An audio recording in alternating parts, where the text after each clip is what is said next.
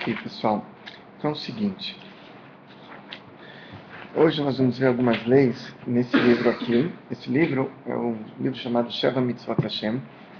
É um em hebraico, tem em inglês, foi traduzido para o inglês, que é o The Divine Code, Código Divino.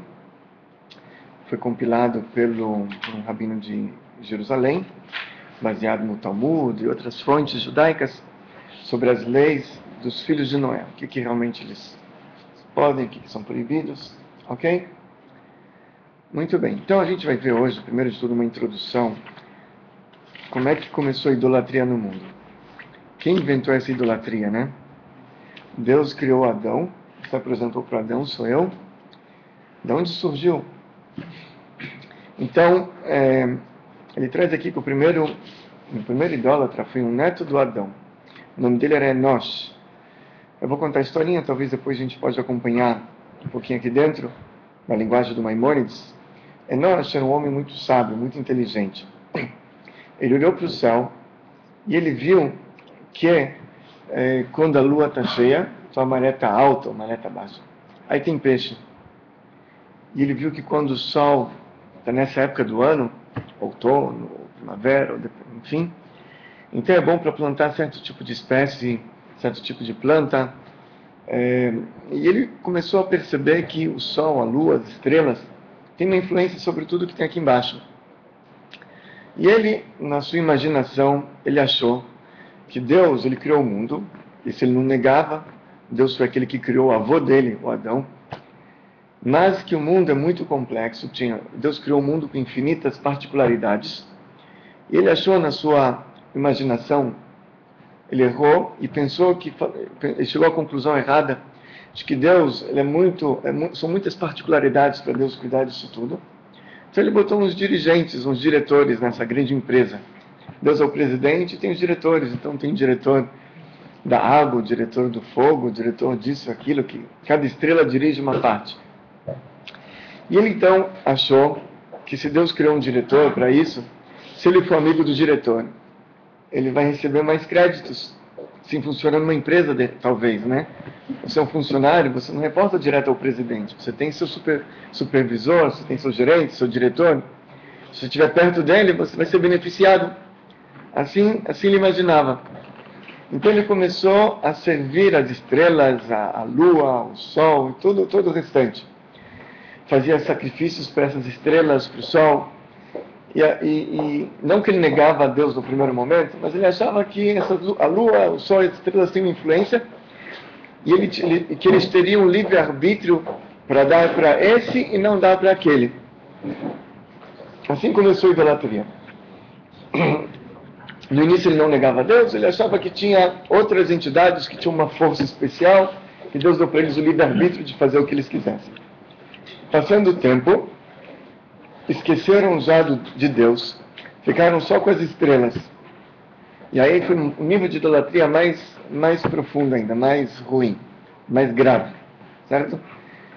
Até que praticamente quase foi esquecido o nome de Deus na Terra. E assim foi, somente algumas pessoas especiais ainda se lembravam de Deus, acreditavam nele, como Matusalém, Enoque, Noé, e assim por diante. Até que chegou Abrão, e ele então começou a pensar, começou a refletir nisso tudo, começou a estudar e pesquisar, e ele chegou à conclusão outra vez verdadeira, que veio desde o Adão, que só existe realmente um Deus que criou os céus e a terra, e nenhuma das outras forças da natureza que existem, e nenhuma outra criação, incluindo sol, luz e estrelas, eles não têm nenhum livre-arbítrio, nenhum poder para influenciar nada aqui embaixo. Tudo depende única e exclusivamente de Deus, e todas essas outras forças, como o Sol e a Lua e as estrelas, eles são somente canais que Deus criou para se comunicar com a gente aqui embaixo, para trazer a bênção e assim por diante. Então, por exemplo, uma pessoa ela quer acender a luz, aperta o interruptor. Alguém pode falar que foi o interruptor que acendeu a luz? Óbvio que não. É Deus, é a pessoa que apertou o botão. Mesma coisa, Deus ele quer mandar alguma bênção, alguma coisa. Existem canais, sol, luz, estrelas, mas aquilo é como se fosse um interruptor, não tem livre-arbítrio. Existem mecanismos mais elevados ainda que o sol e a lua, as estrelas, como a gente viu nas aulas de Kabbalah, que que são os anjos, que são acima disso, que são as sefirot, os atributos espirituais que existem nos mundos espirituais. Mas tudo isso não tem nenhum livre-arbítrio, não tem nenhum domínio sobre nada, eles são só canais que Deus criou para a bênção, para as energias chegarem aqui embaixo. Vamos ver isso tudo na linguagem do Rambam, do Maimonides, ok? Então eu vou traduzir, vou traduzir para vocês. Bom, Maimonides ele traz como é que foi o erro da geração do Enoque, de Enosh. Enosh é Enoque? Não, como é que fala em português? Neto do Adão. Cláudio, sabe como é que é? Não? Enos. Enos. Uhum. Então, ok, ótimo. Então, foi a geração de Enos que ele errou. Enoque é Hanor, é o outro, né? Acho que é a 7ª geração. Tem um Enosh e tem um Hanor. Então tem o Enos e tem o Enoque. Então esse é o Enos, a 3ª geração. O neto do Adão. Então eles erraram um grande erro, fala Maimonides. Mesmo os grandes sábios, eles erraram naquela época. Eles acharam que já que Deus criou estrelas e criou outros mecanismos celestiais, eles acharam que isso era para conduzir o mundo, e colocou no firmamento lá em cima, e deu para eles um certo tipo de honra, de kavod, de honra. E já que essas lua, estrelas, etc., são serventes que servem em cima, que servem a Deus, então a gente deve elogiá-los e devemos então louvá-los e dar para eles bastante honra. Eles acharam que essa era a vontade de Deus, como por exemplo um rei que ele quer que as pessoas deem honra para os seus ministros, né? Todo rei quer que seus ministros sejam honrados e assim por diante.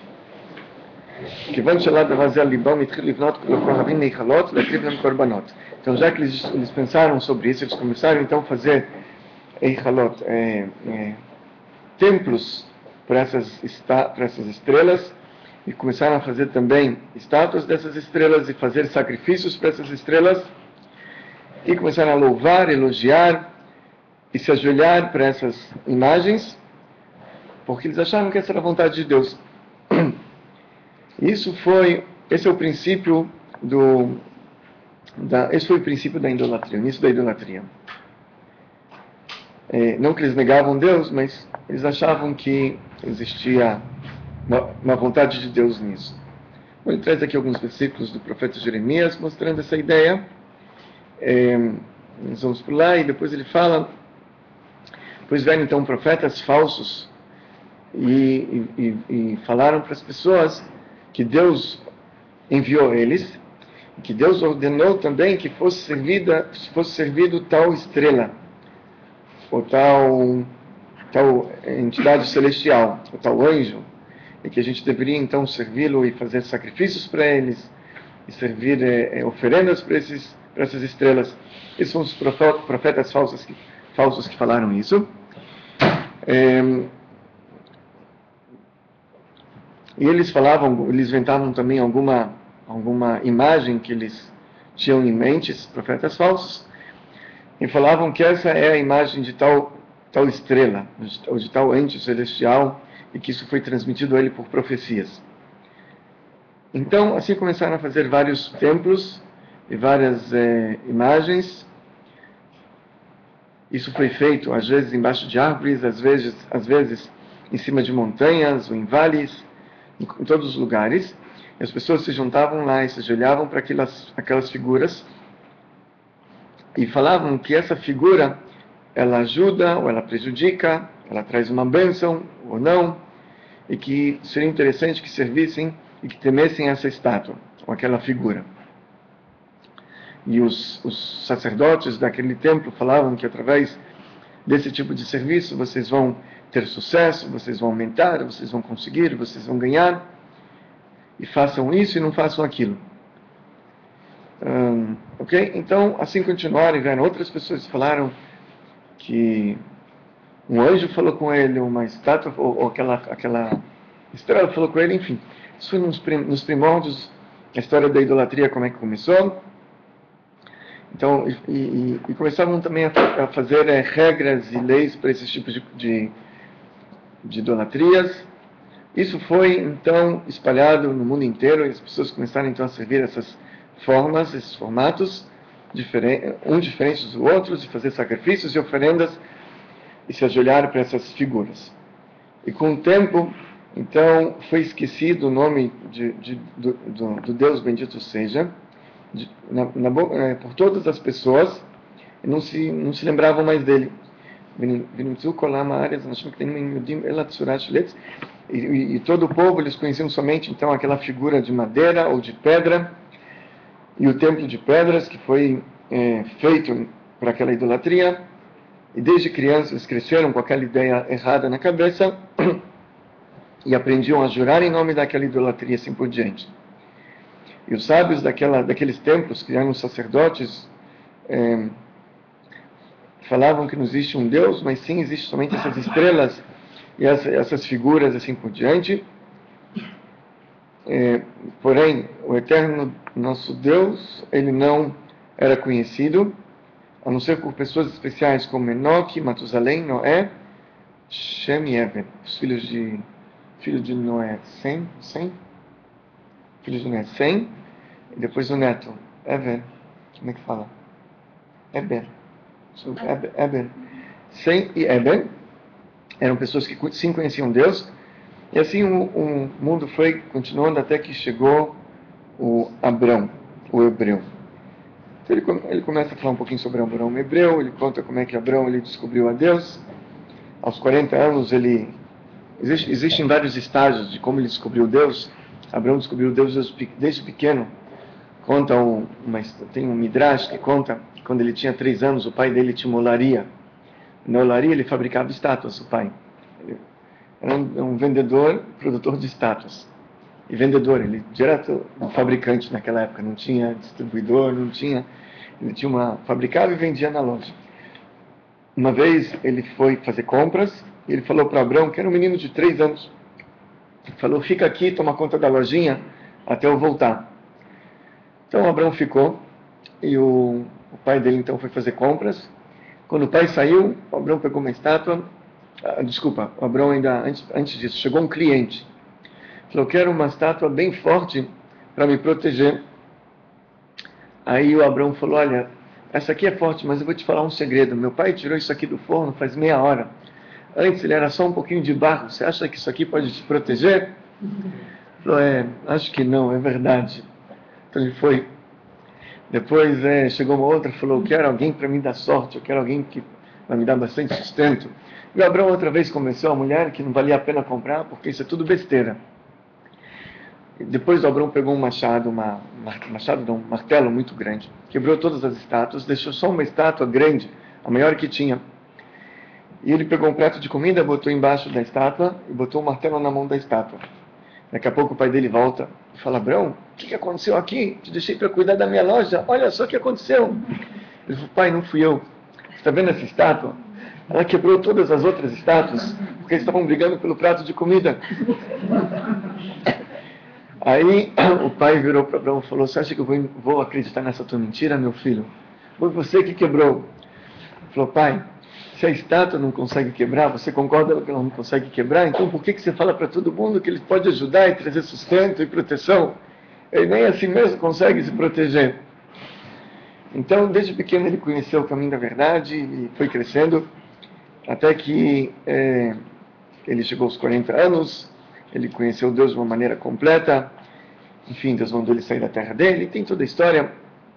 E ele foi aquele que divulgou a unicidade divina para todo mundo e fez milhares e milhares de seguidores. Muito bem. Então agora, depois dessa introdução, a gente vai ver então um pouquinho sobre as leis práticas de idolatria, certo? O que seria, o que pode, o que não pode, enfim.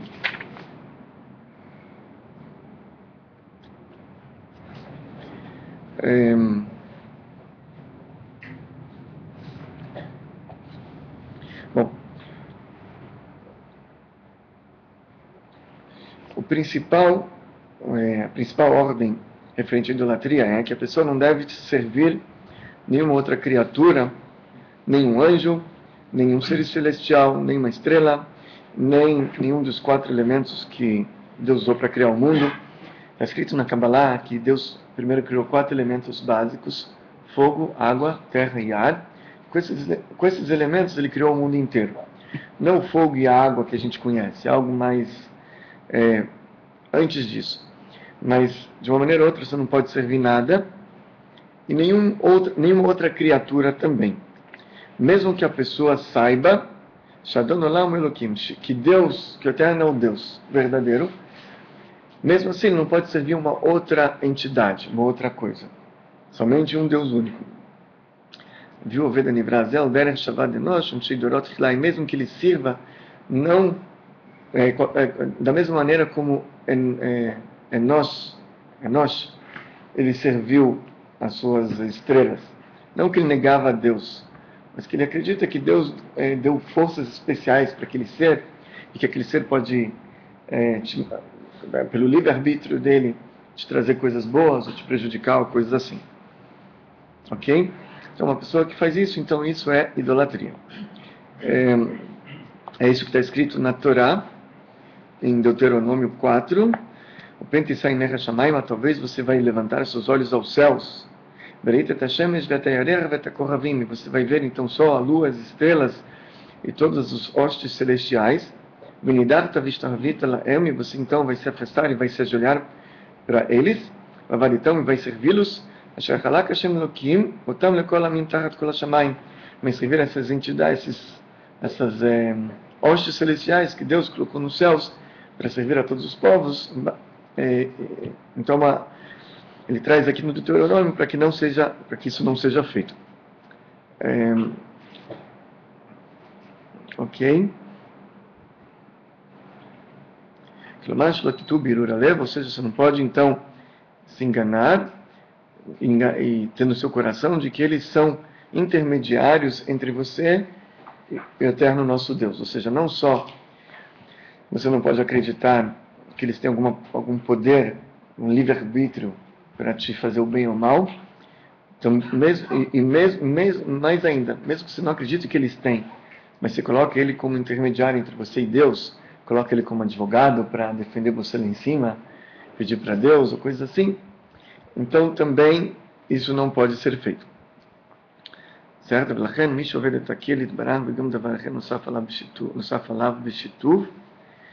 Então uma pessoa que ela serve a Deus e mais algo que ele associa a Deus, algum sócio, mesmo que ele fala que o principal é o Eterno nosso Deus que criou os céus e a terra, só que ele tem um sócio, ou seja, ele associa na sua crença, na sua fé, mais uma criatura e considera ele como um outro Deus, mesmo que ele serve somente o sócio sozinho,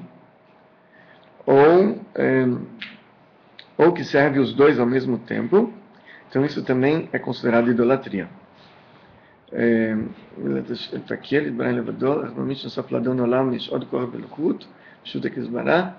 Então, ele traz aqui também aquele que não serve, um outro caso, aquele que não serve somente a Deus.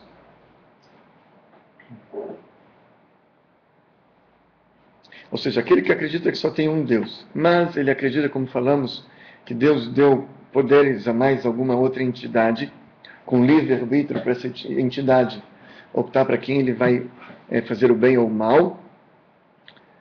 Então isso é chamado de shituf, ou seja, uma associação, uma sociedade. Existem 2 níveis: aquele que acredita que somente existe aquele que acredita que tem 2 deuses, isso é idolatria. E tem um outro que acredita que tem um Deus, mas que existe uma outra entidade que Deus deu para ele poderes também. Isso é uma sociedade, uma associação. E existe aqui uma discussão entre os grandes legisladores da época do Talmud, se um Ben Noach, se ele é proibido também de acreditar num shituf, numa associação. Eu vou explicar melhor. A verdade verdadeira é que somente Deus tem a força de fazer tudo, e todo o resto está totalmente anulado para Deus. Nenhuma entidade tem uma força para fazer nada. tudo vem somente de Deus, ok?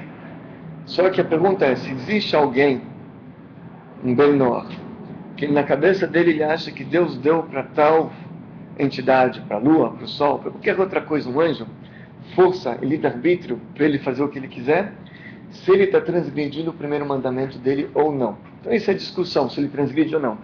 Ele está acreditando uma coisa errada, mas ele está transgredindo o mandamento que Deus deu para ele ou não. Então isso é questionável. Existem alguns que falam que ele está transgredindo, existem alguns que falam que não.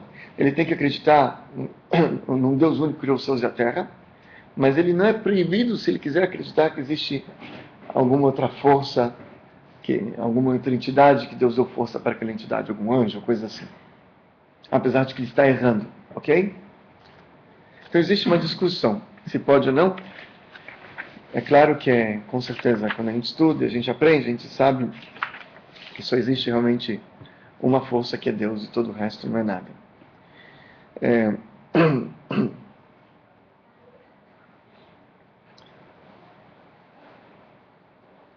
Ok.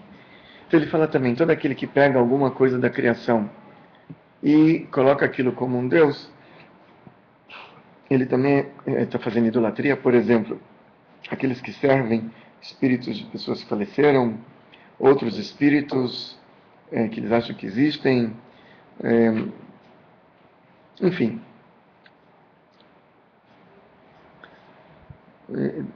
que até você lilbed עליו, לזה עובד ילדים. האדם שכל אלה כוחות הטבע נפלו aquele que são todo aquele que serve qualquer força da natureza e coloca aquilo como um Deus, isso é uma idolatria. Ok.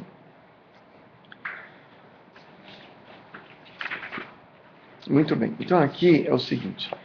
Isso é a proibição básica de não fazer uma idolatria. Agora, existem também proibições que foram fixadas pelos sábios para que a pessoa não chegue a servir, não chegue a fazer uma idolatria.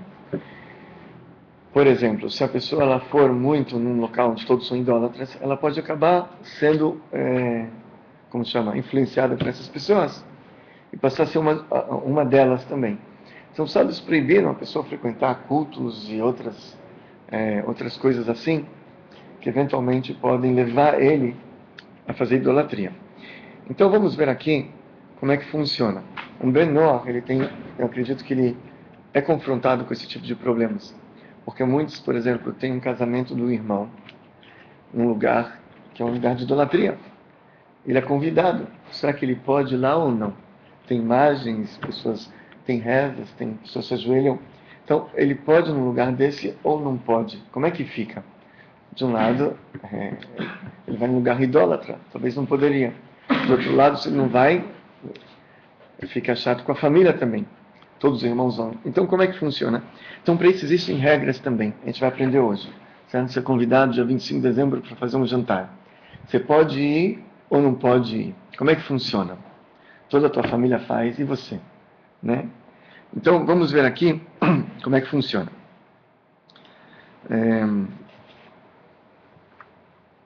Primeiro, ele traz que a pessoa não deve escutar músicas... como é que chama essas músicas? Músicas de idolatria. Gospel, né? Essas músicas idólatras, a pessoa não pode escutar. Também não deve cheirar, como chama? Incenso, essas coisas que eles fazem para...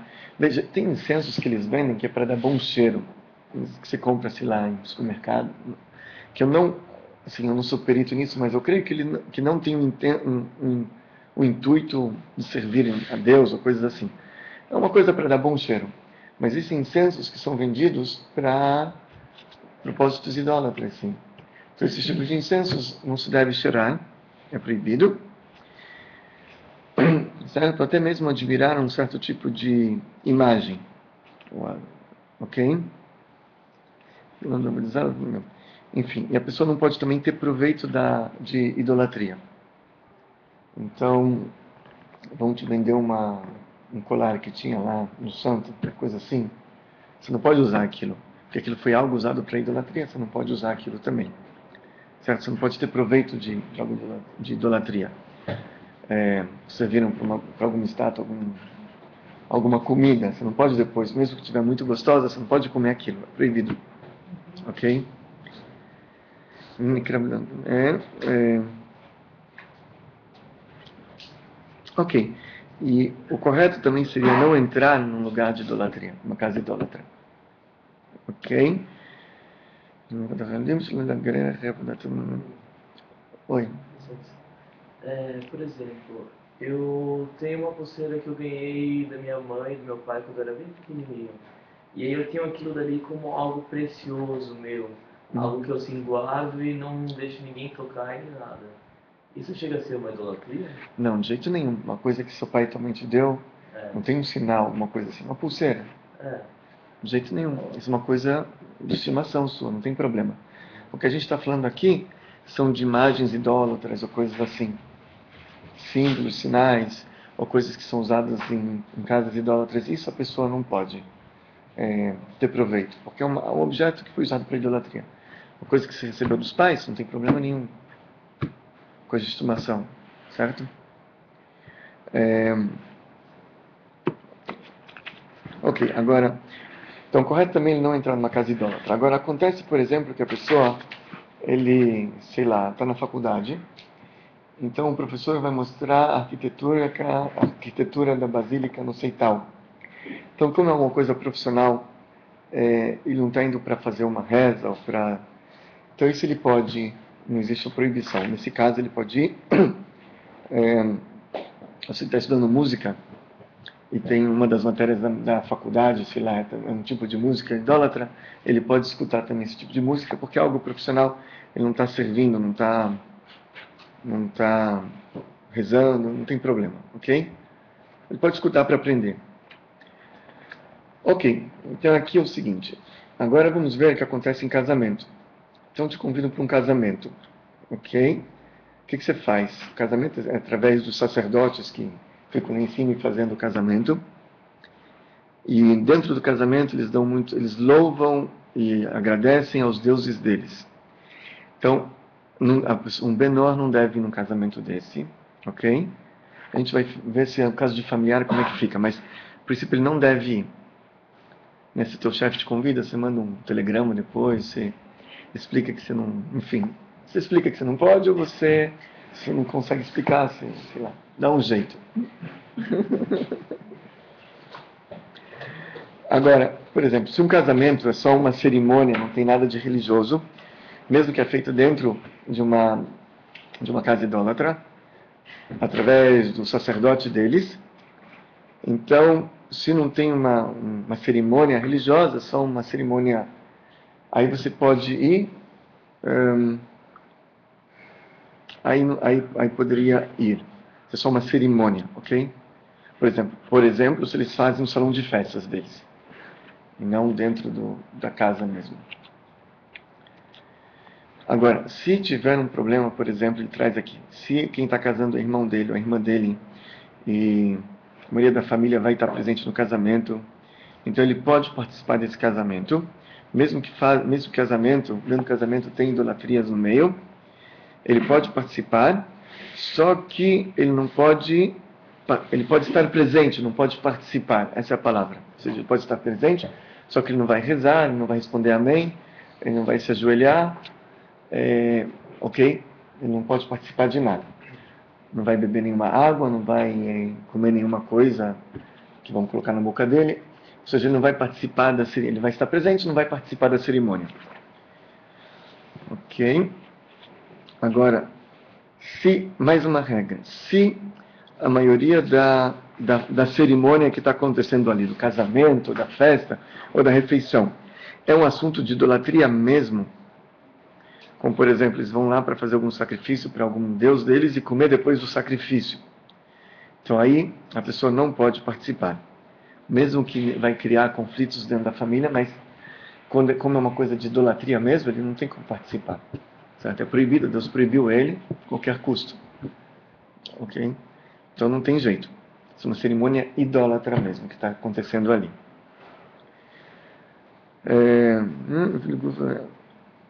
Ok.